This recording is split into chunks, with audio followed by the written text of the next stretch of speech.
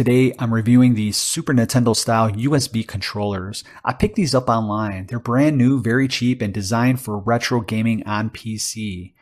Now, these are not premium controllers, so this review is about one thing only. Okay, maybe two. Are they usable and are they worth the price?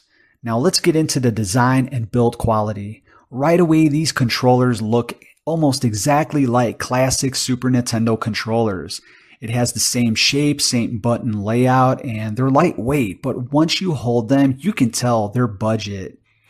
The plastic feels thin, the buttons don't have the same firmness as original Nintendo controllers, and the D-pad feels a little loose. That said, they're comfortable in the hand, and the button placement is familiar, especially if you grew up playing retro games. The buttons are responsive enough for casual gaming, but they're not precise.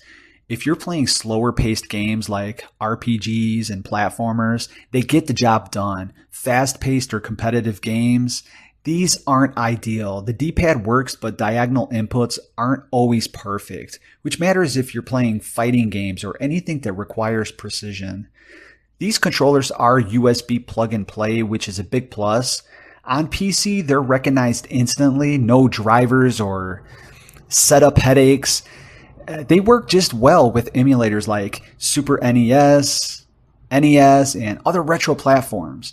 You can also use them with some modern games that support generic USB controllers, but results may vary.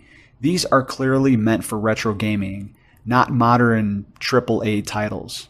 I'm not going to kid you, these don't feel like they'll last forever. The cable is thin and the buttons may wear out over time, but at this price point, expectations should match reality. If you need something cheap for casual retro gaming, multiplayer nights, or even just a backup controller, these make a lot of sense. If you want accuracy, durability, or competitive performance, you'll want to spend a lot more. These are good for casual players, emulators, users, kids, or anyone who wants a low-cost Super Nintendo-style controller for nostalgia. They're not for serious competitive gaming or anyone expecting original Nintendo-quality hardware.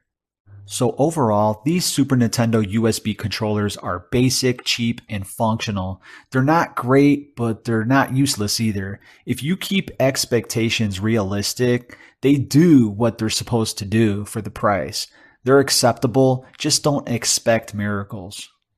I'll probably use these on my PC, but I'll mostly be using it on my RetroPie setup. If you're interested in picking up a pair, make sure you shop around for the best price. You can find sellers on Amazon, eBay, and Walmart. If you have any questions or comments, just go ahead and drop that down below. I want to thank you all so much for watching today's video, and I'll see you on the next one.